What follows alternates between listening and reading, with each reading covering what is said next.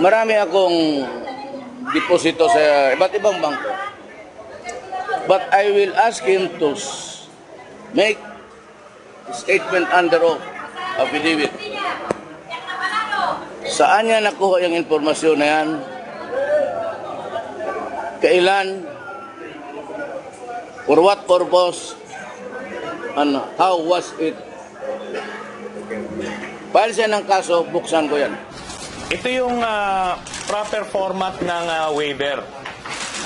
Ngayon hinahamon ko si Mayor Duterte, pirmahan mo tong waiver na ito nang sa ganon malaman natin once and for all kung ano ang nalalaman nung bank account mo dyan sa BPI Julia Vargas. At ito yung hamon ko. Pagka nagkamali ako, pag pinirmahan mo to at lumabas doon, mali yung akusasyon ko, magre-resign ako sa Senado at magwi-withdraw ko bilang kandidato sa pagka-vice presidente. Yan ang hamon ko sa kanya. Pero kung ganun pa man, siya pa rin ang magiging presidente, gagawin ko itong basis for an impeachment complaint. Ako mangunguna dyan sa kanya. Kaya ngayon pa lang, harapin mo na itong issue na to. Kung magkamali ako, wala na ako sa politika. But I will open the account. Yan ang sinasabi ko, pati yung sinasabi niya na account. Ewan ko kung nandyan yan. I don't know if fabricated yan At sabihin na, execute an affidavit, swear to it, saan niya nakuha, kailan, kanino niya nakuha, and for what purpose. Once and for all, para matapos na. Di ba?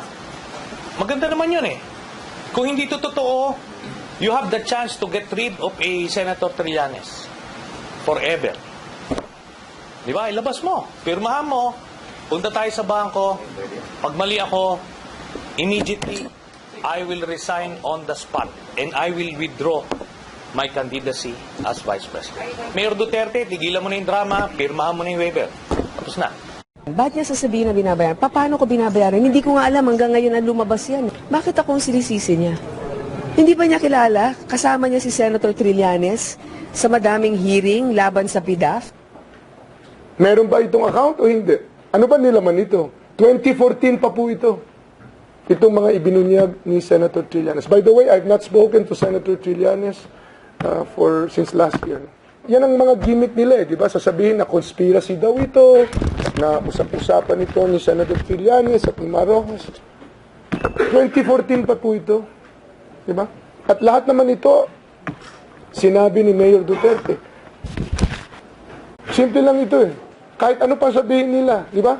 Huwag tayo, parati na lang. Alam mo, ang depensa ng mga walang depensa, parati, kikwestiyonin ang motibo, kikwestiyonin ang informasyon, kikwestiyonin kung ano-ano.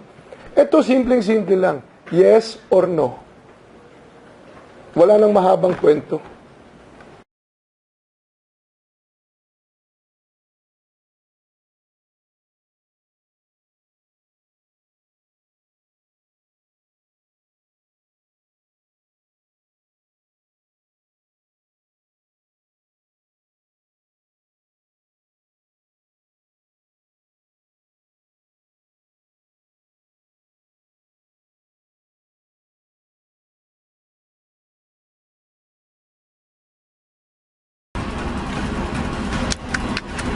Hindi totoo. Hindi ako makapaniwala.